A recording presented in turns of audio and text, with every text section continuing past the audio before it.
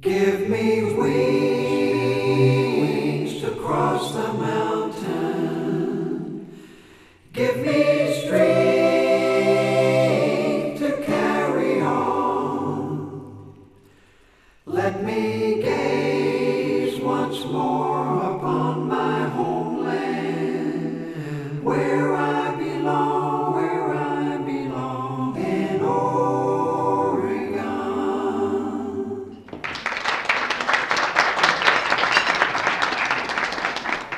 Good afternoon, and we're on. It was only 8 months ago that I was here to deliver State of the City address, and that seemed like a long time ago, and a lot of things have changed. We look at the issues that confront us, and I continue to believe that we have to work together to solve them, and I'd like to thank your President, Linn, for her sage advice and for the opportunity to speak with you today. When I was standing here 8 months ago, I was acknowledging the difficult times we had been through, telling you that our reputation was in tatters. Our water distribution system required expensive maintenance, and the police station measure had failed. But I also told you that through it all, our city manager and staff were effectively running the city. I thank you, Linda. You introduced a lot of the staff who are here today, and we appreciate what they have done. They have done a marvelous job through some very difficult periods, and the city, I hope you will find, is in good shape. Last year, I also said that it was the council's intention to regain our city's reputation and to demonstrate that the government is stable, secure, and productive, and that professionalism and dignity would be restored. This year, I'm pleased to acknowledge that those objectives have been largely met. West Linn, however, does not exist in isolation. Relationships with other governments are important because what other governments do affects our citizens. We have made great strides in mending fences and having our views respected throughout the region. This has taken a lot of work in a lot of areas, and I will mention a few. Jody, our council president, is our representative to the Clackamas County Coordinating Committee, and Jenny Tan is our alternate.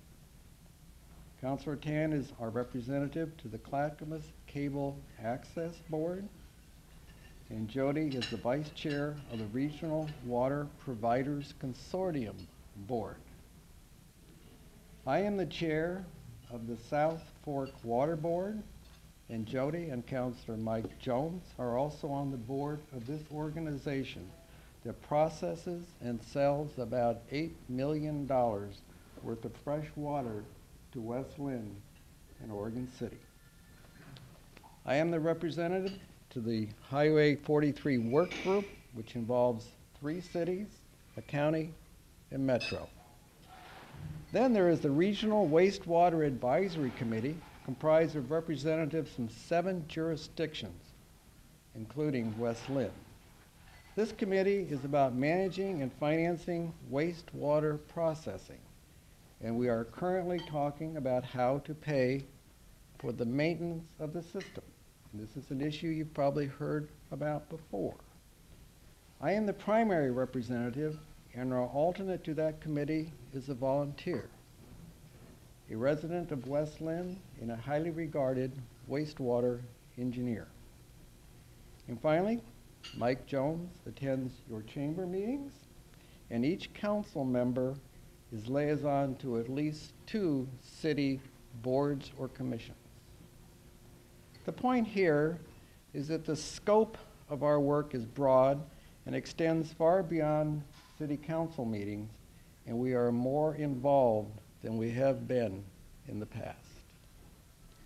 Recently, a newspaper reporter interviewed elected officials in the area about West Linn.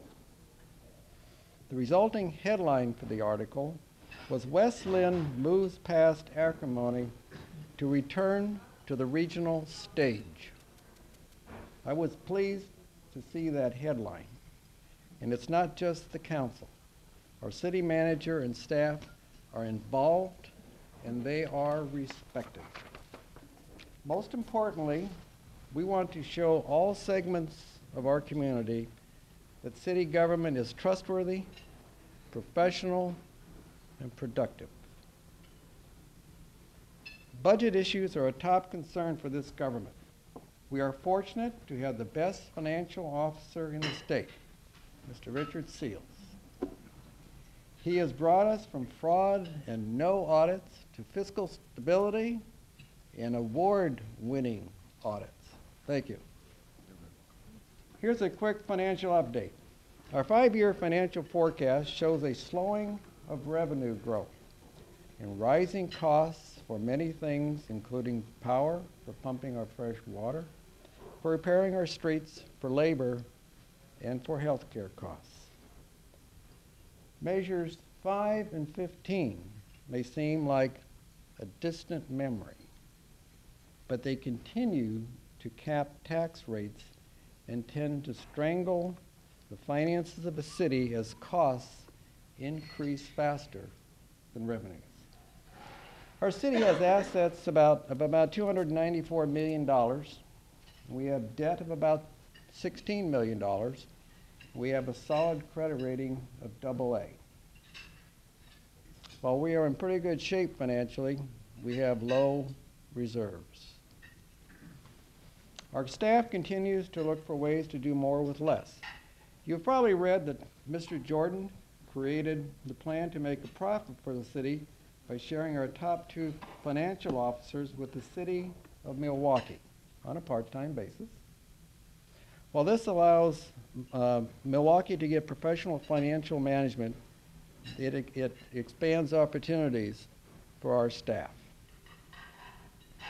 Just over a month ago, the City Council, with the help of the city manager and a facilitator, conducted a goal-setting session and established 5 priorities for the coming year. First priority, prepare a ballot measure to fund a new police station. The last time we put such a measure on the ballot, it failed. It is said that we learn a lot more from our failures than our success, and I hope that I, have learned a lot about ballot measures. This time around, we had a citizens committee that worked the issue.